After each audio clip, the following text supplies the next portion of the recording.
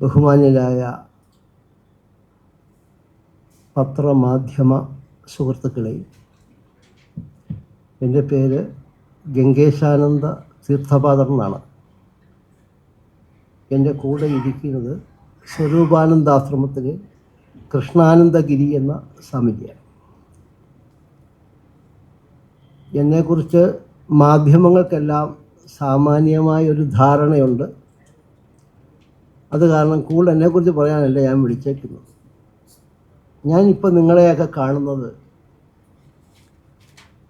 ഇന്ന് പന്മനയാശ്രമം എന്ന് പറയുന്ന ചട്ടമ്പിസ്വാമി തിരുവടികളുടെ സമാധി സ്ഥലത്തുള്ള ചില കാര്യങ്ങൾ പരാമർശിക്കാനാണ്. 1924 മെയ് മാസം 5-ാം തീയതി തൻ്റെ ഭൗതിക ശരീരം ത്യജിച്ച് അദ്ദേഹം ബ്രഹ്മസ്വരൂപനായി തീർന്നു എന്നാണ് ശ്രീനാരായണ ഗുരുദേവനെ പോലെയുള്ള മഹൽ വ്യക്തികൾ പറഞ്ഞിരിക്കുന്നത്. അദ്ദേഹം ആ പറഞ്ഞ രണ്ട് ശ്ലോകങ്ങളുണ്ട്. ശ്രീനാരായണ ഗുരുദേവൻ സ്വാമികൾ സമാധിയായെന്ന് പറഞ്ഞ് അറിഞ്ഞ് 2 ശ്ലോകം എഴുതി കുമ്പളത്ത് ശങ്കപ്പിള്ള അദ്ദേഹത്തിൻ്റെ അടുത്തേക്ക് കൊടുത്തുവിട്ടു. അതിൽ പറയുന്ന വാക്കുകൾ വളരെ, അതായത് ഗുരുദേവനൊന്നും വാക്കുകൾ ഒട്ടും അധികം ഉപയോഗിക്കില്ല. നമ്മളൊക്കെ വാഗ്മികൾ എന്നൊക്കെ പറയുമ്പം ധരിക്കുന്നത് ഒത്തിരി വർത്തമാനം പറയുന്നവരാണ്. സന്യാസിമാരോ ഒറിജിനൽ നല്ല സന്യാസിമാർ അതാരാന്ന് നിങ്ങൾ നിശ്ചയിച്ചോളൂ. നല്ല സന്യാസിമാരോ ഋഷിമാരോ ഒന്നും ഒത്തിരി വാക്കുകൾ ഉപയോഗിക്കില്ല. അധികം വാക്കുകൾ ഉപയോഗിക്കാതെ ഒത്തിരി കാര്യങ്ങൾ പറയുക എന്നുള്ള അവരുടെ ശീലം. ഇപ്പം ഗുരുദേവൻ സഞ്ചരിക്കുമ്പോൾ ഒരു ദിവസം ശ്രീനാരായണ ഗുരുദേവൻ്റെ കാര്യമാണ് പറയുന്നത്. ഒരാൾ ചോദിച്ചു, അങ്ങയുടെ ജാതി എന്താണ്? അപ്പോൾ ഗുരുദേവൻ വളരെ സൗമ്യമായിട്ട് പറഞ്ഞു, കണ്ടിട്ട് എന്തു തോന്നുന്നു? അപ്പം മറ്റേ അദ്ദേഹം പറഞ്ഞു, കണ്ടാൽ ജാതി അറിയാൻ പറ്റുമോ? അപ്പം ഗുരുദേവൻ വളരെ സൗമ്യമായി, കണ്ടാൽ അറിയാൻ പറ്റാത്തത് പറഞ്ഞാൽ അറിയാൻ പറ്റുമോ? നിങ്ങൾ ആലോചിച്ച് ആ വാക്കുകളുടെ ശക്തി. ഒന്നും പറഞ്ഞില്ല ഗുരുദേവൻ ജാതിയെക്കുറിച്ച്. ഇതാണ് അവരുടെയൊക്കെ, അതാണ് നിങ്ങൾ നോക്കൂ, ഭാരതീയ സനാതന മൂല്യങ്ങളൊക്കെ പറഞ്ഞേക്കുന്ന സൂത്രരൂപത്തിൽ, ബ്രഹ്മസൂത്രം, ഭക്തിസൂത്രം, യോഗസൂത്രം, പാണിനി സൂത്രം, എല്ലാ സൂത്രം വളരെ അക്ഷരങ്ങൾ കുറവാണ്. അപ്പോൾ ഒത്തിരി അക്ഷരങ്ങൾ പറഞ്ഞല്ല ഗുരുക്കന്മാർ സംസാരിക്കുക. അതൊക്കെ രാഷ്ട്രീയക്കാരോ മറ്റു ആൾക്കാർ അവർ സംസാരിക്കുന്നത് വളരെ കുറച്ച് നന്നായി. ഗുരുദേവൻ ഒരു പ്രഭാഷണം നടത്തിയിട്ടില്ല. ചട്ടമ്പിസ്വാമി ആകപ്പെടെ ഒരു പ്രഭാഷണം നടത്തി. ഞങ്ങൾ ഈ കൾട്ടുള്ളവരല്ല, ഞങ്ങളെല്ലാ ഗുരുക്കന്മാരെ ആദരിക്കും. ഞാൻ ശിവജി പാറാണ് ജയന്തിക്കും അവിടെയുള്ള എല്ലാ സാധനന്മാരുമായിട്ട് നല്ല ബന്ധമാണ്. അവിടുത്തെ ഇപ്പോഴത്തെ പ്രസിഡന്റിനെ ഞാൻ കൊണ്ടുപോയി ചികിത്സിച്ചിട്ടുണ്ട് 48 ദിവസം. എല്ലാ ബന്ധം എനിക്കങ്ങനെ, ഞങ്ങൾക്ക് കൾട്ടില്ല, ഒരാൾ മാത്രം ബാക്കിയെല്ലാം ഇല്ല, അങ്ങനെയില്ല. എല്ലാ ഗുരുക്കന്മാരെയും ആദരിക്കും. ക്രിസ്ത്യാനികളുടെ ഗുരുക്കന്മാരെ ആദരിക്കും, ഇസ്ലാമിൻ്റെ ഗുരുക്കന്മാരെ ആദരിക്കും. ഗുരുവായിരിക്കണം, സംഘടനകളെ ആദരിക്കും, ഗുരുക്കന്മാരെ ആദരിക്കും. അപ്പം ഗുരുദേവൻ പറഞ്ഞ വാക്ക്, സർവജ്ഞ ഋഷിരുത്ക്രാന്ത സദ്ഗുരു സുഖവത്മന ആഭാതി പരമവ്യോമിനി പരിപൂർണ കലാനിധി ലീലയാ കാലമധികം നീത്വാന്തേ സ മഹാപ്രഭു നിസ്വം വപു സമുസൃജ്യ സ്വം ബ്രഹ്മവപുരാസിത. എന്നാൽ തൻ്റെ സാധാരണ ശരീരം വിട്ടിട്ട് ബ്രഹ്മശരീരം, ഇതാ പറഞ്ഞ ഗുരുദേവൻ പറഞ്ഞ വാക്കാണ് ഞാൻ പറഞ്ഞത്. അദ്ദേഹം 24 ശരീരം വിട്ടു, ബ്രഹ്മസ്വരൂപനായി. ശ്രീമാൻ കുമ്പളത്ത് ശങ്കപ്പിള്ള, അന്ന് അദ്ദേഹത്തിന് 24 വയസ്സിൽ താഴെ പ്രായമുള്ളൂ. ഈ കുമ്പളത്ത് ശങ്കപ്പിള്ള സ്വാമി സമാധിയാകുന്നതിന് 2 വർഷം മുമ്പ് ഏകദേശം, അതിന് താഴെ സമയത്തെ പരിചയപ്പെടുന്നുള്ളൂ. അദ്ദേഹം കൊല്ലത്തൊരു വീട്ടിൽ വിശ്രമിക്കുമ്പം ഈ കുമ്പളത്ത് ശങ്കപ്പിള്ള അന്ന് ഇച്ചിരി ആ പന്മനദേശ കാര്യപ്രമാണിയായിട്ട് ഇങ്ങനെ നടക്കുന്ന സമയം അദ്ദേഹം ഗുസ്തി പഠിക്കാൻ വേണ്ടി ചട്ടമ്പിസ്വാമിയെ കാണാൻ പോയതാണ്. അപ്പോൾ ശങ്കപ്പിള്ള അദ്ദേഹത്തിനെ കണ്ടപ്പോഴേ ഇദ്ദേഹം ഈ ചട്ടമ്പിസ്വാമി തിരുവടികൾ പറഞ്ഞത് കാരണവരെ എന്ന് വിളിച്ച്, വളരെ പ്രായം കുറഞ്ഞ 70 വയസ്സിന് മേളിൽ പ്രായമുള്ള സ്വാമി അദ്ദേഹത്തെ വിളിച്ച് കാരണവരെ എന്നാണ്. അത് കഴിഞ്ഞിട്ട് സ്വാമി ആഗ്രഹിച്ച പ്രകാരം ഈ കുമ്പളത്ത് ശങ്കുപ്പിള്ള അദ്ദേഹം പന്മനെ അദ്ദേഹത്തെ സമാധിയിരുത്തി. അത് പാണയത്ത് കുടുംബക്കാരുടെ വക സ്ഥലത്താണ് സമാധിയിരുന്നത്. അതൊക്കെ എൻ്റെ ഞാൻ നിങ്ങൾക്ക് തന്ന പ്രസ് ഒരു ചെറിയ നോട്ടിനകത്തെല്ലാം വിശദമായിട്ട് പറയുന്നുണ്ട്, അങ്ങോട്ട് ഞാൻ കിടക്കണില്ല. 1969 ഈ കുമ്പളത്ത് ശങ്കുള്ള അദ്ദേഹം ശരീരം വിട്ടു. അദ്ദേഹം അതിശക്തമായി രാഷ്ട്രീയത്തിലും അതുപോലെ സാമൂഹിക കാര്യങ്ങളിലൊക്കെ ഇടപെട്ടിട്ടുള്ള ആളാണ്. പക്ഷേ ആധ്യാത്മികമായി അദ്ദേഹം അത്ര നിപുണനായിരുന്നില്ല. അങ്ങനെ ചരിത്രം പറയുന്നില്ല. എൻ്റെ കഴിഞ്ഞ കാല സ്മരണകൾ എന്ന് പറയുന്ന അദ്ദേഹത്തിൻ്റെ ആ കൃതി വായിച്ചിട്ട് നമുക്കറിയാൻ പറ്റുന്ന കാര്യമാണ്. ഞാൻ അതിലെ കുറച്ച് കൊട്ടേഷൻസ് കൊടുത്തിട്ടുണ്ട് ആ പുസ്തകത്തിൽ. അത് കഴിഞ്ഞ് അദ്ദേഹം ഇരുന്ന കാലം അദ്ദേഹം ബാലഭട്ടാരകേശ്വര ആശ്രമ സമിതി എന്ന് പറയുന്ന ട്രസ്റ്റ് ഉണ്ടാക്കി 1938. അതിലെ തണ്ടാന്മാരുൾപ്പെടെയുള്ള ആൾക്കാർ എന്ന് പറഞ്ഞാൽ ഹരിജനങ്ങൾ ഉൾപ്പെടെ ആൾക്കാരെ കൂട്ടി ആ ട്രസ്റ്റ് ഉണ്ടാക്കിയത്. ആ ട്രസ്റ്റിൽ ആദ്യം പറയുന്ന വാക്ക് തന്നെ ഇത് സകലമാന ഹിന്ദുക്കൾക്കും വേണ്ടി ഉണ്ടാക്കിയേക്കുന്ന. അദ്ദേഹത്തിൻ്റെ മക്കളെ ആരെയും ട്രസ്റ്റ് ഉൾപ്പെടുത്തിയിട്ടില്ല. അദ്ദേഹത്തിന് ചില പ്രിവിലേജസ് ഉണ്ട്. നാട്ടുകാരൊക്കെ അവിടെ ശ്രീകോവിൽ പണിത് പ്രതിഷ്ഠ നടന്ന 1930 ഭക്താനന്ദ സ്വാമിയാണ്. 1924 സമാധി എഴുതുന്ന സ്വരൂപാനന്ദാശ്രമത്തിലെ ആ സ്വാമിയുടെ ശിഷ്യനാണ്. ഇതൊക്കെ ചരിത്ര രേഖകളാണ്, ഇതൊന്നും ആർക്കും മാറ്റാൻ പറ്റില്ല. അത് കഴിഞ്ഞ് ഈ 69 ശേഷം അദ്ദേഹത്തിൻ്റെ ഒരു മകനായ ഭാസ്കരൻകുട്ടി അദ്ദേഹമാണ് 90 വരെ അവിടെ ഇരുന്നു. അതിനുശേഷം ഇപ്പോഴത്തെ പ്രസിഡന്റ് ശ്രീമാൻ കുമ്പളത്ത് വിജയകൃഷ്ണപിള്ള എന്ന ആൾ സ്ഥാനമേറ്റു. അന്നേരം ആ ആശ്രമത്തിൻ്റെ അവസ്ഥ, കുറച്ച് നായ്ക്കളുണ്ട്. ഈ സ്വാമിക്ക് മൃഗങ്ങളെ വലിയ ഇഷ്ടമാണ്. പിന്നെ കുറേ പെരിഞ്ചാഴികളുണ്ട്. പിന്നെ അവിടെ കുറേ പഴയ കെട്ടിടം മാത്രം, അടുക്കളയൊന്നുമില്ല. കുറച്ച് മരപ്പട്ടികളുണ്ട്. ഒരിളയതുണ്ട്. പൂജാരി വീട്ടിൽ പോവും, രാത്രി അദ്ദേഹം വീട്ടിൽ പോവും. നല്ല മനുഷ്യനാണ്, കേശവൻ ഇളയെന്നാണ്. ഒരു മനുഷ്യനില്ല. അതായിരുന്നു അവസ്ഥ. അത് കഴിഞ്ഞ് ഈ ഭാസ്കരൻകുട്ടി അദ്ദേഹത്തിൻ്റെ കാലശേഷം പലരും അവിടെ സെക്രട്ടറി ആയിട്ടൊക്കെ വന്നിട്ടുണ്ട്. നമ്മുടെ ജഗതി വേലായുധൻ സാർ അദ്ദേഹം സെക്രട്ടറിയാണ്. പക്ഷേ ഇദ്ദേഹമായിട്ടുള്ള അഭിപ്രായ വ്യത്യാസത്തിൽ രാജിവെച്ച് പറഞ്ഞു. പത്രത്തിലൊക്കെ കൊടുക്കും, ഞാൻ രാജിവെക്കുകയാണെന്നും പറഞ്ഞു.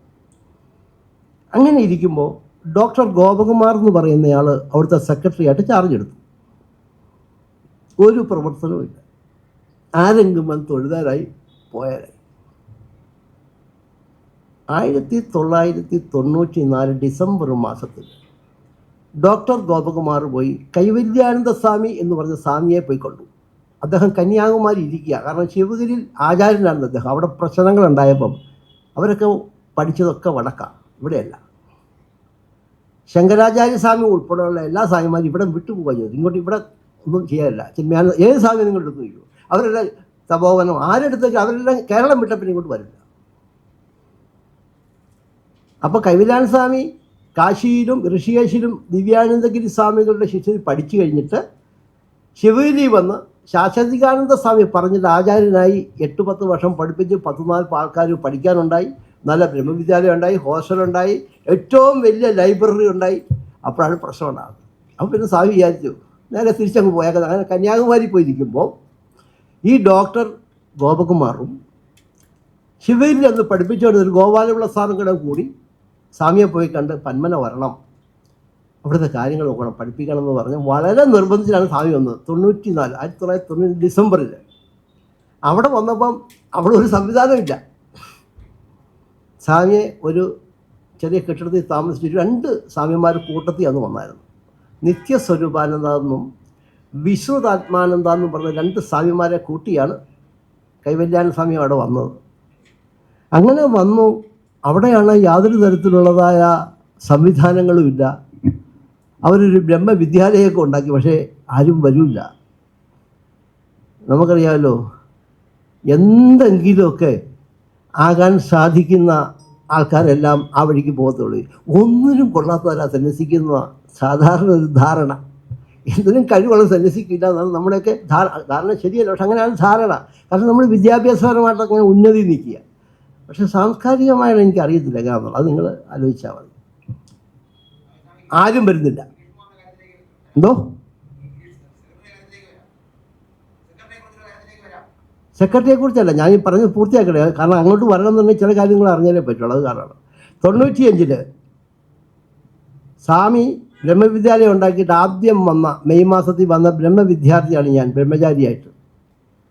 ആ 95 മുതൽ ഞാൻ ആശ്രമത്തിൻ്റെ സജീവ കാര്യങ്ങളിൽ അവരുടെ വികസനം സംബന്ധിച്ച്, കാരണം താമസിക്കാൻ സ്ഥലമില്ലാത്ത കാരണം നമ്മൾ ഒരു വികസന സമിതി ഉണ്ടാക്കി പന്മന ആശ്രമം, അതിൻ്റെ കൺവീനർ ഞാനായിരുന്നു. അങ്ങനെയുള്ള പ്രവർത്തനമായിട്ട് ബന്ധപ്പെട്ട് അങ്ങനെ മുന്നോട്ട് പോയി. ആൾക്കാർ 10-40 പേര് പഠിക്കാൻ വന്നു. ശിവഗിരിയിൽ നിന്നും മറ്റു മഠങ്ങളിൽ നിന്നൊക്കെ പഠിക്കാൻ വന്നു. സംവിധാനമില്ല. അത് കഴിഞ്ഞ് കെട്ടിടം പണി അപ്പുറത്ത് ഈ ആശ്രമത്തിൻ്റെ സമാധിയുടെ വടക്ക് ഭാഗത്ത് ഒരു കെട്ടിടത്തിൽ നമ്മൾ ഇത് ചെയ്തു, അടിസ്ഥാനം ചെയ്തു. അതൊക്കെ റെഡിയായി. എൻ്റെ ഗുരുനാഥനായ നിർമ്മലാനന്ദഗിരി മഹാരാജ് നാളവിടെ ചികിത്സ ചെയ്യാൻ വേണ്ടി വന്നു, മാസത്തിൽ ഒരു ദിവസം. അതോടുകൂടി ആൾക്കാർ കൂടുതൽ വരാൻ തുടങ്ങി. ശാസ്താംകോട്ട കുരങ്ങന്മാർക്ക് ഭക്ഷണം കൊടുക്കാൻ വേണ്ടി കാശ് മുടക്കിയ ഒരാളുണ്ട്, GB പിള്ള എന്ന് പറയും. NRI ആണ്, അമേരിക്കക്കാരാണ്. അദ്ദേഹം 1 കോടി രൂപ നമ്മുടെ ആശ്രമത്തിൽ കൊടുത്തു. അങ്ങനെ ഞാൻ ഗവൺമെൻറ് സഹായിച്ചു. ഗവൺമെൻറ് ഒരു 95 ലക്ഷത്തോളം രൂപ നോട്ടീസ് പറയുന്നുണ്ട് നമ്മുടെ ആശ്രമത്തിൽ കൊടുത്തു. അങ്ങനെ ആശ്രമമൊക്കെ വളർന്ന് വന്നപ്പോൾ 2008 കണ്ണമൂരിലെ ചില ജന്മസ്ഥാനത്തുള്ള ചില കാര്യങ്ങൾ പരിഹരിക്കാൻ സ്വാമി പറഞ്ഞതനുസരിച്ച് ഞാൻ പോകുന്ന കാരണം ഞാൻ പിന്നെ അതിൽ കൂടുതൽ ശ്രദ്ധിച്ചു. നിങ്ങൾക്കെല്ലാം എൻ്റെ കാര്യങ്ങൾ അറിയാം. 2017 സംഭവിച്ച കാര്യങ്ങൾ നിങ്ങൾക്കറിയാം. ഈ 2017 എൻ്റെ ഈ പ്രശ്നം ഉണ്ടായപ്പോൾ എല്ലാവരും എന്നെ തള്ളി പറഞ്ഞു. ഞാൻ എതിർക്കാനും പോയില്ല. ഈ അന്നത്തെ പ്രസിഡന്റ്, ഇപ്പോഴും പ്രസിഡൻ്റായിട്ട് തുടരുന്ന അദ്ദേഹത്തിൻ്റെ മകനെ ട്രസ്റ്റിലെടുക്കണമെന്നും പറഞ്ഞുള്ള അഭിപ്രായ വ്യത്യാസത്തിൽ അവിടെ അന്നേരം ഈ ഇന്ന് കാണുന്ന സകലവിധ അവിടെ കാണുന്ന എന്തിൻ്റെയും അടിസ്ഥാനം വിട്ടതും പ്രവർത്തിച്ചതും കൈകാര്യം ചെയ്തൊക്കെ കൈവില്ലാത്ത സ്വാമികളാണ്. ആ സ്വാമിയെ അവിടുന്ന് ഈ മകനെ ട്രസ്റ്റിലെടുക്കാൻ പറ്റില്ല എന്ന് സ്വാമി അവിടുന്ന് പറഞ്ഞു വിട്ടു. സ്വാമി പറഞ്ഞു വിടുന്നതിന് മുമ്പ് സ്ഥലം പോയി, ഇറങ്ങിപ്പോയി, ഒന്നുമില്ല, ഇറങ്ങിപ്പോയി. സ്വാമി ഇപ്പോഴും ശിവഗിരിയിലും മാതാ അമൃതാനന്ദമായി മഠത്തിലും പഠിപ്പിക്കുന്നുണ്ട്, ആചാര്യനായിട്ട്. അവരെല്ലാം സൗകര്യം കൊടുക്കുന്നുണ്ട്. സ്വാമിയാത്തോളം പഠിപ്പിക്കാൻ അറിയാവുന്ന ഒരു സന്യാസി ഇന്ന് കേരളത്തിലില്ല. അത്രയും മിടുക്കലാണ്. പഠിപ്പിക്കുന്ന കാര്യം പ്രഭാഷണത്തിനോ ഒന്നും പോവില്ല, പഠിപ്പിൽ മാത്രം. സ്വയം പഠിക്കും, പഠിപ്പിക്കും. അതിന് കഴിഞ്ഞ് അവിടെ നടന്ന സംഭവങ്ങളൊക്കെ വളരെ മോശമായ കാര്യങ്ങളാണ് പിന്നെ നടന്നത്. ഇന്ന് അവിടെ ശമ്പളം പോലും കൊടുക്കാൻ വയ്യാത്ത രീതിയിൽ സാമ്പത്തിക പ്രശ്നങ്ങളുണ്ട്. 2018 മാർച്ച് മാസം 18-ാം തീയതി 2026 മാർച്ച് മാസം 18-ാം തീയതി എൻ്റെ പേരിൽ ആരോപിക്കപ്പെട്ട കേസ് ഹൈക്കോടതി ക്വാഷ് ചെയ്ത് കളഞ്ഞു. അതിനുശേഷം ഞാൻ ആശ്രമ സെക്രട്ടറിക്ക് ഒരു മെസ്സേജ് അയച്ചു വാട്സപ്പിൽ. കേസ് തീർന്നിട്ടുണ്ട്, എൻ്റെ ഇലക്ട്രൽ ID അവിടെയാണ്, അത് ഇനി വെട്ടരുത്. അതുവരെ ഈ പ്രസിഡന്റ് ഇത് വെട്ടിക്കളയും, കാരണം ഞാൻ കൈവിലാൻ സ്വാമിയുടെ ആളായത് കാരണം. ഇനിയും വെട്ടരുത്, എനിക്ക് അത്യാവശ്യം ബന്ധങ്ങളൊക്കെ ആയതുകൊണ്ട് കേസൊക്കെ തീർന്നതാണ് എന്ന് പ്രസിഡന്റിനോട് പറയാൻ പറഞ്ഞു. അതിനുശേഷം ഞാൻ സമാധിക്ക് സെക്രട്ടറി പറഞ്ഞതനുസരിച്ച് സമാധിക്ക് വന്നു. ഈ സമാധി വന്നപ്പോൾ ഈ നമ്മുടെ പ്രസിഡന്റ് പറയുകയാണ്, അവിടെ ഹരിസ്വാമി എന്ന് അദ്ദേഹം വിളിക്കുന്നത്, വേറെ ആളുടെ നേരിട്ട് പറയില്ല, വേറെ ആളുടെ പറഞ്ഞു, ഹരിസ്വാമി അവിടെ തൊഴുതു പൊക്കോണം, താമസിക്കാൻ പാടില്ല. കൈവല്യാനന്ദ സ്വാമി പണിത കെട്ടിടത്തിൽ കൈവല്യാനന്ദ സ്വാമിയും ഈ ഡോക്ടർ ഗോപകുമാറും സർക്കാരും എല്ലാം പണിത കെട്ടിടത്തിൽ ഇരുന്ന് സ്വാമിയെ പറയുന്ന മോശങ്ങൾക്ക് ഒരു കണക്കുമില്ല. കൈവല്യാനന്ദൻ എന്നേ പറയുള്ളൂ, സ്വാമി എന്ന് പറയില്ല. ഇത് പറഞ്ഞപ്പോൾ ഞാൻ സമാധിക്ക് വരിക, മാവേലിക്ക് എത്തി 9:00 അറിയുന്നത്. എവിടെ പോയി ഞാൻ ലോഡ്ജിൽ താമസിക്കില്ല, പക്ഷേ എനിക്ക് ഇഷ്ടമായ സ്ഥലമാണ്. ഞാൻ പുതിയതായി പോയി താമസിച്ചു. അവിടെ ആശ്രമമുണ്ട്, ഇതിലെ തീർത്ഥസ്വാമികളുടെ സമാധി, അവിടെ പോയി താമസിച്ചു. ഞാൻ പ്രശ്നം ഉണ്ടാക്കാൻ നിന്നില്ല. പ്രശ്നം ഉണ്ടാക്കാൻ എന്നെപ്പോലെ അറിയാവുന്ന ഒരു സന്യാസി കേരളത്തിലോട്ടില്ലതാണ്. പക്ഷേ ഞാൻ ഒന്നും ഉണ്ടാക്കാൻ പോയി, സമാധി സ്ഥാനമല്ലേ. ഇപ്പം കണ്ണമൂലെന്ന സമാധിയൊന്നുമല്ല, എന്തും കാണിക്കാം. പക്ഷേ ആശ്രമത്തിനകത്തൊന്നും പറ്റില്ല. അഹിംസ വ്രതനിഷ്ഠനാണ് ചട്ടമ്പി സ്വാമി തിരുവടികൾ. ഞാൻ 10:30 സമാധിയിൽ അന്ന് വന്നു ആശ്രമത്തിൽ. ഞാൻ താമസിക്കുന്നത് ഒരു ചെറിയ കെട്ടിടമുണ്ട്, ഞാനും നിത്യശ്രീവാൻ സ്വാമിയും ശിവയിലെ സ്വാമിയും ഞങ്ങൾ അവിടെയാണ് താമസിക്കും. ചെറിയൊരു കെട്ടിടം, പൊളിഞ്ഞു വീഴും, എപ്പോഴും പൊളിഞ്ഞു വീഴും. പുന്നയ്ക്കൽ ഭവൻ എന്നതിൻ്റെ പേര്.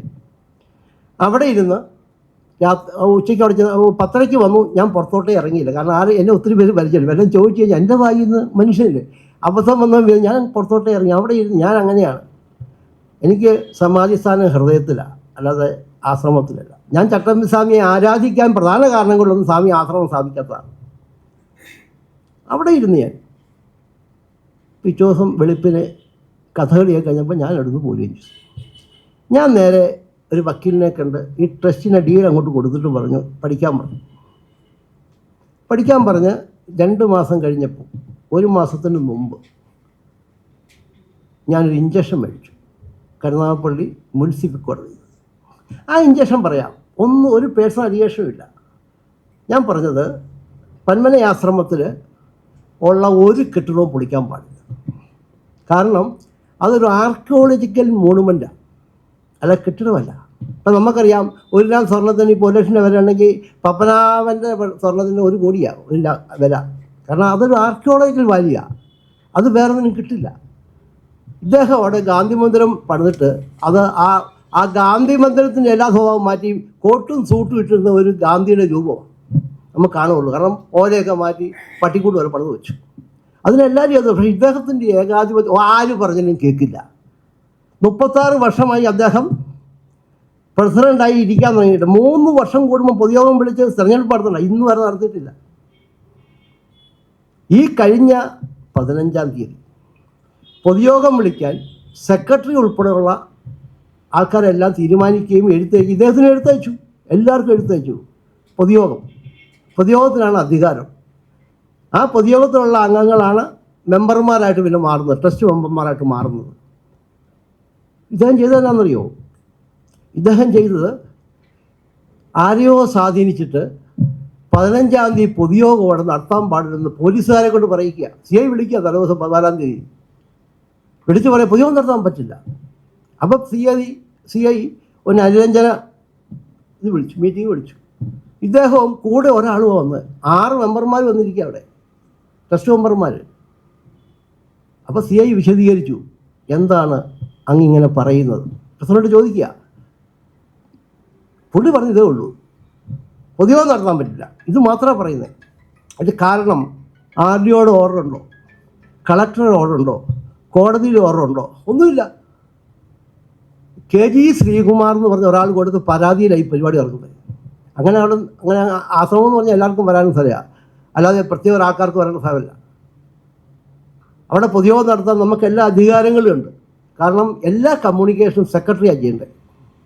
പ്രസിഡന്റ് ഒരു മനുഷ്യനോട് 1 രൂപ ഒരാളും ചോദിക്കില്ല, ആരെയും കാണില്ല. നിങ്ങളെ ഓരോരുത്തരും പോയി ഒന്ന് പരീക്ഷിച്ചു നോക്കുക അദ്ദേഹത്തിൻ്റെ ആ പ്രതികരണം. സമാധിക്ക് 1 മാസം മുമ്പ് ഒരു പെൺകുട്ടി അവിടെ പുസ്തകം മേടിക്കാൻ വന്നു. അതിനോടാണ് ചീത്തയും പറഞ്ഞ് വൈകുന്നേരമായപ്പോൾ അത് വന്ന് 2 പേരും കൊണ്ട് ഇദ്ദേഹത്തിൻ്റെ കോളറെ കയറി പിടിക്കുകയും മൊബൈൽ തല്ലിപ്പിടിക്കുക. അവസാനം പോലീസുകാർ വന്ന് ഇദ്ദേഹത്തിനെ രക്ഷപ്പെടുത്തി അവരുടെ കാല് പിടിച്ചിട്ട്. ഇങ്ങനെയുള്ള പ്രതികരണങ്ങളാണ്.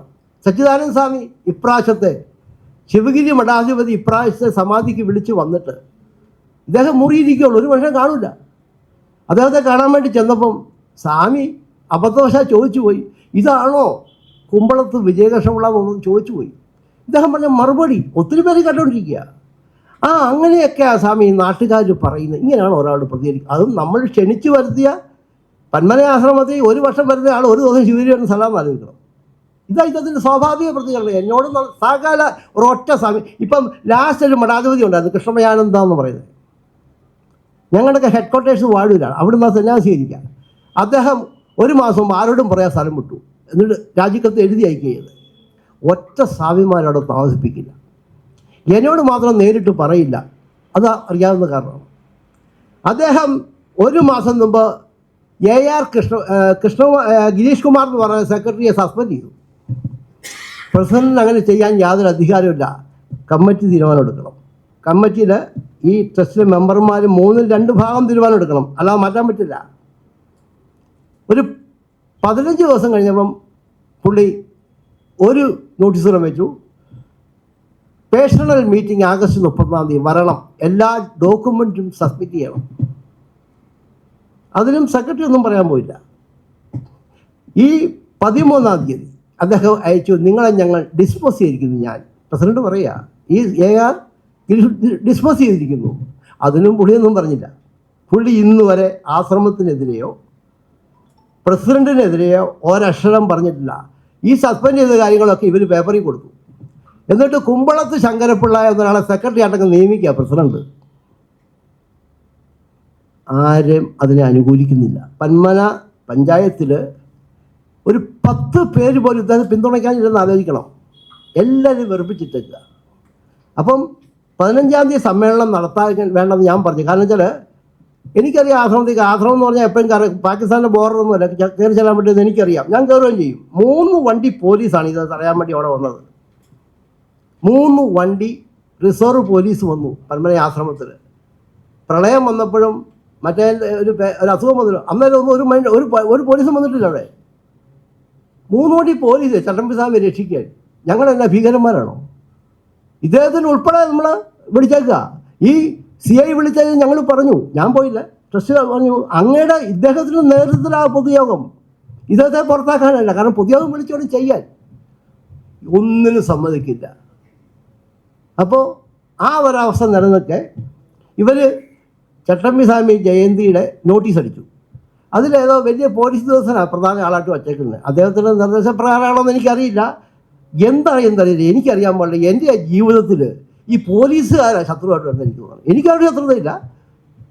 എന്തൊരാവശ്യമാണ്? നിങ്ങൾ ആദ്യം ഒരു RDOയുടെ ഓർഡർ ഇല്ല, ഒരു കളക്ടറുടെ ഓർഡർ ഇല്ല, കോടതി ഓർഡർ ഇല്ലാതെ ഇഞ്ചക്ഷൻ അല്ലെങ്കിൽ അവിടെ ഇത് ഏർപ്പെടുത്തുക എന്ന് പറഞ്ഞ് എന്ത് നിയമമാണ് ഇതൊക്കെ? ജനങ്ങളോട് പറയാതിരിക്കാൻ വേണ്ടി ഇവർക്കെല്ലാം ഈ ആശ്രമം നാറൂലേ, ആശ്രമത്തിന് വിഷമം ഉണ്ടാവില്ല എന്നൊക്കെ പറഞ്ഞ് മൂടി വയ്ക്കും. അപ്പോൾ ഈ കുമ്പളത്ത് കുടുംബത്തിൻ്റെ വകയല്ല പന്മന ആശ്രമം. പന്മന ആശ്രമം എന്ന് പറയുന്നത് ഈ ലോകത്തുള്ള സകലമാന ഹിന്ദുക്കളുടെ വക, ജാതിയൊന്നുമില്ല. അന്ന് 38-ൽ പോലും അന്ന് കണ്ടമാനം വളരെ പ്രശ്നകരമായ ഒത്തിരി പ്രശ്നങ്ങൾ ഉണ്ടായിത്തോണ്ട് അനാചാരം. എന്നിട്ട് പോലും അദ്ദേഹം ഈ കുമ്പളത്ത് ചെങ്ങുപ്പുള്ള അദ്ദേഹം അവിടെ ഒരു കുളം കുഴിച്ചെന്നറിയോ, ഹരിജനങ്ങളെ കുളിപ്പിച്ച് ക്ഷേത്രത്തിൽ കയറ്റാണ്. അത്ര ബഹുമാന്യനാണ് അദ്ദേഹം. ആധ്യാത്മികമായി ഇല്ലെങ്കിൽ പോലും അദ്ദേഹത്തിന് അതുപോലെ ഒത്തിരി നല്ല സാമൂഹികമായ കാര്യങ്ങൾ ചെയ്തിട്ടുണ്ട്. പല കാര്യങ്ങൾക്കും പരിഹാരം ഉണ്ടാക്കുന്നത് കുമ്പളത്ത് ചെങ്ങുപ്പുള്ള അദ്ദേഹം ആശ്രമത്തിൽ വന്നില്ല. രാഷ്ട്രീയ കാര്യമായാലും നാട്ടിലെ കാര്യമായാലും അതിനപ്പുറത്തൊരു വാക്കില്ല. ഈ വിജയകൃഷ്ണപിള്ള എന്ന് പറയുന്ന ഈ പ്രസിഡന്റ് ഉണ്ടല്ലോ, ഒരു മനുഷ്യൻ കാണാൻ വരില്ല. കാണാൻ വന്ന അവനെ വിലയ്ക്ക് പെടുത്തില്ല. അത് സ്വാമിയായാലും സാധാരണക്കാരായാലും. ഇത് ജനങ്ങളറിയാം. 100ാം സമാധി വാർഷികം വന്ന് ഇത്രയും മോശമായിട്ട് അദ്ദേഹം നടന്ന സമ്മതിക്കില്ല. പിന്നെ ഈ പറയുന്ന സെക്രട്ടറിയാണ് ഓടി നടക്കുന്നത് എല്ലാത്തിനും. സെക്രട്ടറിയാണ് എല്ലായിടത്തും പോകുന്നത്. അദ്ദേഹത്തിന് സ്ഥാപനമൊക്കെ ഉണ്ടെങ്കിൽ അതുപോലെ ഇട്ടിട്ട് ഓടുവാണ് ഈ ആശ്രമം നടത്താൻ വേണ്ടി. ഒന്ന് ആലോചിച്ച് നോക്കണം. അദ്ദേഹത്തെ കഴിഞ്ഞ സമാധിക്ക് 1.5 ലക്ഷം രൂപ കൊടുത്തിട്ട് 50,000 രൂപ തിരിച്ചു കൊടുക്കുന്നു. അങ്ങനെയൊക്കെയുള്ള ഒത്തിരി പ്രശ്നങ്ങൾ ആശ്രമത്തിലുണ്ട്. ഈ ആശ്രമം പന്മന ആശ്രമം, അവിടെ ജാതിയില്ല, അവിടെ മതവുമില്ല, ആർക്കും വരാം, തൊഴാം. ഒരു ഭക്തിയുടെ പ്രകടനങ്ങളുമില്ല. അതൊരു ജ്ഞാനമാർഗ സമ്പ്രദായത്തിലുള്ള സ്വാമി അങ്ങനെയായിരുന്നു. സ്വാമി ജ്ഞാനമാർഗമായി അവലംബിച്ച് ജീവിച്ച ഒരാളാണ്. എത്രയോ പുസ്തകങ്ങൾ എഴുതിയേക്കുന്നു. സ്വാമിയുടെ ശിഷ്യനെ അന്വേഷിച്ച് ജർമ്മനിയിൽ നിന്ന് ഒരാൾക്കാർ ഈ പറയുന്ന കരുതാപ്പള്ളി വന്നിട്ടുണ്ട്. ഒരു സാഹിബ് അന്വേഷിച്ച് നടക്കുക, നീലകണ്ഠ തീർത്ഥസ്വാമിയുടെ സമാധി എവിടെയാണെന്ന് ചോദിച്ചു. അങ്ങനെ ഒരാൾ കൊണ്ട് കാണിച്ചെടുത്തപ്പോൾ ആരുമില്ല. അവിടെ 5-8 ഏക്കർ സ്ഥലമുണ്ട്. ഒരു സമാധി പൂജിക്കുന്ന ആൾ വേറെ ആരുമില്ല.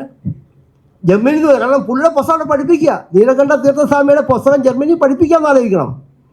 അത്ര പ്രഗത്ഭനായ സ്വാമികൾ ഇന്നും ആരും അറിയാതെ. ഞങ്ങൾക്കാർക്കും സ്വാമിയെ വിൽക്കാനുള്ള ഉദ്ദേശമില്ല കേട്ടോ, ഉള്ള കാര്യം പറഞ്ഞല്ലോ. ഞങ്ങളാരും ചട്ടമ്പിസ്വാമി വിറ്റിച്ച് ഇന്ന് വരെ ഈ വസ്ത്രം 1 രൂപയ്ക്ക് പോലും ഞാൻ വിറ്റിട്ടില്ല. എത്രയോ പ്രശ്നം ഉണ്ടായിട്ടുണ്ട്. ഇന്ന് വരെ സ്വാമിയെ ഞാൻ ഒരു വിവാഹത്തിലും വലിച്ചടിക്കാറില്ല. എന്തോ അതിനൊക്കെ വിത്ത് എവിഡൻസ് ഉണ്ട്. നിങ്ങൾ ആവശ്യപ്പെട്ടാൽ ഞാൻ കാണിച്ചാൽ. ഇപ്പം എൻ്റെ കയ്യിലില്ല, ഞാൻ നിങ്ങൾക്ക് തരാം. എൻ്റെ വാട്സപ്പ് നമ്പർ തരാം. അതെ, അദ്ദേഹമാണ് സത്യം പറഞ്ഞാൽ ഒത്തിരി കാര്യം. അതൊക്കെ ഞാൻ വിശദീകരിച്ചിട്ടുണ്ട്. ഞാൻ കൂടുതൽ പറഞ്ഞു കഴിഞ്ഞാൽ പുള്ളിയെ ഞാനിത് പേഴ്സണലായിട്ട് വിളിക്കുന്നതാണ്. ഇന്നും ട്രസ്റ്റ് ഇത് പറയാൻ തയ്യാറല്ല. കാരണം അവർക്കൊന്നും ഇത് ഇങ്ങനെ ഈ ആശ്രമത്തിൻ്റെ പേര് മോശമാക്കാനോ പ്രസിഡന്റിനെ മോശമാക്കാനൊന്നും ഉദ്ദേശമില്ല, എനിക്കും ഉദ്ദേശമില്ല. പക്ഷേ കാര്യങ്ങൾ ജനങ്ങൾ അറിയണ്ടേ. ഇവരാണ് എല്ലായിടത്തും പരസ്യം നടത്തുക, സകല സ്ഥലത്തും ബുദ്ധിജീവികൾ എല്ലാം അറിയിക്കുകയാണ്. സെക്രട്ടറിയെ സസ്പെൻഡ് ചെയ്തു. എന്നിട്ട് ഇവർ 55 പേരെ ട്രസ്റ്റ് ഉണ്ടാക്കിയ കുമ്പളത്ത് കുടുംബക്കാർ മാത്രം. അതിപ്പോൾ എടുക്കാനുള്ള പരിപാടി അത് നടക്കില്ല. നിങ്ങൾക്കൊക്കെ സാമാന്യമായിട്ട് തന്നെ അറിയാം. എൻ്റെ ജീവൻ പോയാലും ആശ്രമം എങ്ങനെയാണോ കുമ്പളത്ത് ശങ്കുള്ള ഡിസൈൻ ചെയ്ത് ട്രസ്റ്റ് ഉണ്ടാക്കി അതനുസരിച്ച് നടക്കും. അല്ല ഇവരുടെ കുടുംബത്തിൽ നിന്ന് അവിടെ നടക്കില്ല. എന്നാണ് എൻ്റെ ജീവൻ പോയാലും ഞാനതിന് സമ്മതിക്കില്ല. പറഞ്ഞു. കുട്ടിയുമായിട്ട് ബന്ധപ്പെട്ടതിനകത്ത് പോലീസ് കേസെടുത്ത് അന്വേഷണം നടത്തിയതിനു ശേഷമാണല്ലോ അത് ഇല്ലാതെ ഒരു അവസ്ഥയിലേക്ക് എത്തിയത്. അതെ, അതൊരു വിവാദമായ കേസായിരുന്നല്ലോ. 100%. പോക്സോയായിട്ട് ബന്ധപ്പെട്ടാണല്ലോ ആ കേസ്. അതെ. പക്ഷെ അതൊക്കെ അതിനകത്ത് നിങ്ങളൊരു കാര്യം മനസ്സിലാക്കണം. ഇന്ന് വരെ എനിക്കെതിരെ ഒരു തെളിവ് പോലീസുകാരുടെ കയ്യിലില്ല. ഈ നിമിഷം വരെ. ഈ മാർച്ച് 18 തീർന്നു, ഒരു കേസുമില്ല, ഒരു തെളിവുമില്ല. ആ കുട്ടിയുടെ കേസും കഴിഞ്ഞ ജൂലൈ 29 കാശ് ചെയ്ത് കളഞ്ഞു. ഞാൻ തന്നെയാണ് അതിന് ഇടപെട്ടത്. ആ കുട്ടിക്കെതിരെ കേസെടുത്തിരുന്നു, അതും കളഞ്ഞു. അതുവരെ ഞാൻ ഒരക്ഷരം ആരോടും മുന്നിട്ടില്ല. ഞാൻ വിവാദമൊന്നും ഉണ്ടാക്കാൻ ശാന്തമായിരിക്കുകയാണ്. ഇത് എൻ്റെ ആഗ്രഹപ്രകാരമല്ല. ജനങ്ങളും നാട്ടുകാരും കൂടെ എന്നോട് പറയുക, അവർക്കറിയാം എന്തെങ്കിലും ചെയ്യണമെങ്കിൽ എന്നെക്കൊണ്ടേ പറ്റുള്ളൂ.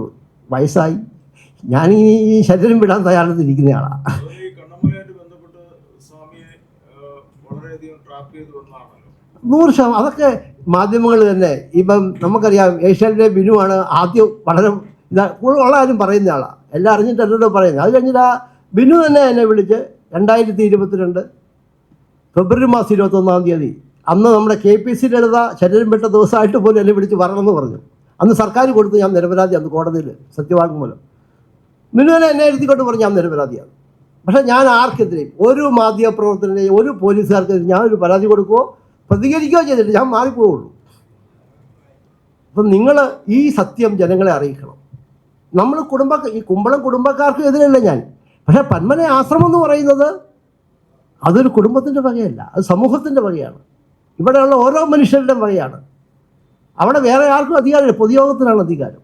ആർക്കും അവിടെ വരാം, തൊഴാം, താമസിക്കാനുള്ള സംവിധാനം ചെയ്ത് കൊടുക്കും. നമ്മൾ ഉള്ള ഇപ്പം പറ്റില്ല. ഇപ്പോൾ അദ്ദേഹം പറഞ്ഞതിനെ മാത്രമേ താമസിപ്പിക്കുന്നു. ഞങ്ങളെ പോലും ആലോചിക്കുക. അതായത് പൊതുയോഗത്തിൽ നിന്ന് എന്നോട് പോലീസുകാർ പറയുകയാണ് കയറാൻ പറ്റും. ഒന്ന് ആലോചിച്ച് നോക്കണം. ഒരു ഓർഡർ ഇല്ലാതെയാണ്. ഞാൻ പിന്നെ ഈ ചട്ടമ്പിസ്വാമി ഒരു അഹിംസാവാദിയാണ്. അതിനകത്ത് കയറി പ്രശ്നം ഉണ്ടാക്കില്ല. ഇനി എന്ത് വിഷയങ്ങളും ഉണ്ടാക്കില്ല. അത് കാരണം ഞാൻ ശാന്തമായിട്ട് അതിനെ നേരിടുകയും അന്ന് അതിന് കാരണം ഈ പ്രേമേന്ദ്രൻ എന്ന് പറയുന്ന നമ്മുടെ MP അദ്ദേഹവും നമ്മുടെ ഷിബു ബേബി ജോൺ എന്ന് പറയുന്ന മന്ത്രി അദ്ദേഹവും പറഞ്ഞ് കയറരുത്, പ്രശ്നം ഉണ്ടാക്കരുത്, ഒരു ദിവസം ക്ഷമിക്കണമെന്ന് പറഞ്ഞ കാരണം മാത്രം അടങ്ങിയിരുന്ന. അല്ല ഞാൻ കയറും. എന്നാ ചെയ്യാനാ? ഒരു 10-15 പേര് വന്നാലും ഇപ്പോഴും എന്നെ ചെയ്യാൻ പറ്റുമെന്ന് ഞാൻ വിശ്വസിക്കുന്നില്ല. ചിലപ്പോൾ നടക്കുമായിരിക്കും. എന്നെക്കാളും ഇവിടെയൊക്കെ ഉണ്ടല്ലോ. പെട്ടെന്നൊന്നും എന്നെ നിൽക്കാൻ പറ്റത്തില്ല. പോലീസൊന്നും എനിക്കൊരു പ്രശ്നമില്ല. വെടി ചോന്നോട്ടെ, അല്ല അറസ്റ്റ് ചെയ്തോട്ടെ, ഒരു വിരോധമില്ല. ഒരു പ്രാവശ്യം അറസ്റ്റ് ചെയ്താൽ അനുഭവിച്ചുകൊണ്ടിരിക്കും ഇപ്പോൾ എല്ലാവരും. അപ്പം അത് കാരണം ഈ സത്യം, ഈ പന്മന ആശ്രമം എന്ന് പറയുന്നത് ഈ ലോകത്തുള്ള സകല ഹിന്ദുക്കളുടെ വകയാണെന്ന് നിങ്ങളെല്ലാവരും പറയണം. എന്നെക്കുറിച്ചൊന്നും പറയണ്ട. അല്ലാതെ ഇത് കുടുംബത്തിൻ്റെ വകയോ ഏതെങ്കിലും സംഘടനയുടെ വകയോ ഒന്നുമല്ല. ആർക്കും അവിടെ ഇപ്പം മതപരമായ ഒരു സാധനവും ഇല്ല. എത്രയോ മുസ്ലിങ്ങൾ അവിടെ ഒന്ന് കാശ് കൊടുത്തിട്ട് പോകുന്നു. അവിടെ ഒരു പച്ചക്കറി കടക്കാരുണ്ട്, ഹോൾസെയിൽ. അദ്ദേഹം സമാധിക്ക് നമ്മൾ എന്തും മേടിച്ചാലും ഒരു വിഷയം മേടിക്കില്ല. കാരണം അങ്ങനെ ഒരു ബായ്ക്കരവുണ്ടാവും പന്മന ആശ്രമത്തിലുള്ളത്. എൻ്റെ സുഹൃത്തുക്കൾ പലരും മക്കളെ അവിടെ എഴുത്തിനിരിക്കുന്നില്ല, മുസ്ലിങ്ങൾ. അവർക്കൊക്കെ അത് ആ സ്ഥാനം, അല്ലാതെ ഒരു വലിയൊരു ആരാധനാലയം അങ്ങനെയൊന്നുമല്ല. അവിടെ അറിവിൻ്റെ കേന്ദ്രമാണ്. അറിവ് സാർവലൗകികമാണ്. അറിവ് ഏതെങ്കിലും മതത്തിൻ്റെ അല്ല, മതാതീതമായ ആധ്യാത്മികയാണ് നമ്മുടെ ഗുരുക്കന്മാർ പറഞ്ഞിട്ടുള്ളൂ. ഈ സ്വാമികൾ, ചട്ടമ്പി സ്വാമികൾ സ്വന്തം പേരിൽ ഒരൊറ്റ ആശ്രമം സ്ഥാപിച്ചിട്ടില്ലെന്ന് ആലോചിക്കണം. അദ്ദേഹം ജനങ്ങളുടെ കൂടെയായിരുന്നു. പിന്നെ അദ്ദേഹം സംസാരിക്കുന്ന ഇടപെടി ചെന്ന വിവരമുള്ളവരോടായിരിക്കും. ഇപ്പം അല്ലാത്ത ആൾക്കാർ ചെന്നിട്ട് കാര്യമില്ലല്ലോ, ഒളിച്ചായിരിക്കത്തുള്ളൂ. സിനിമാരോടും താമസിക്കില്ല. അത് അദ്ദേഹത്തിൻ്റെ സ്വഭാവമാണ്. പക്ഷെ അദ്ദേഹം എഴുതിയ ഗ്രന്ഥങ്ങളും പകർന്നെന്നറിയും. വേദാധികാര നിരൂപണം എന്നുള്ള ഒറ്റ പുസ്തകം മതി ചട്ടമ്പി സ്വാമി അറിയാൻ. വേദാധികാര നിരൂപണത്തിൽ എന്താ പറയുക നിങ്ങൾ ആലോചിച്ച് നോക്കണം.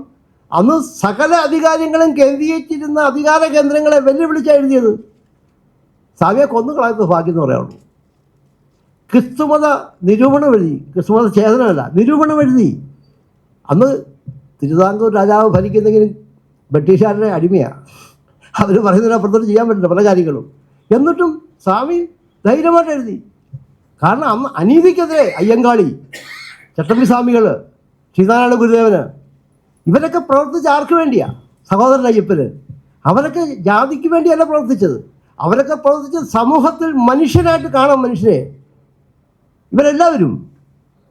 അപ്പം അങ്ങനെയുള്ള ആ സ്വാമികളുടെ സമാധി സ്ഥാനം അത് സമൂഹത്തിൻ്റെ ആയിരിക്കണം, പ്രപഞ്ചത്തിൻ്റെ ആയിരിക്കണം, എല്ലാവർക്കും അവകാശപ്പെടും. ഇതാണ് ഞങ്ങളുടെ നിലപാട്.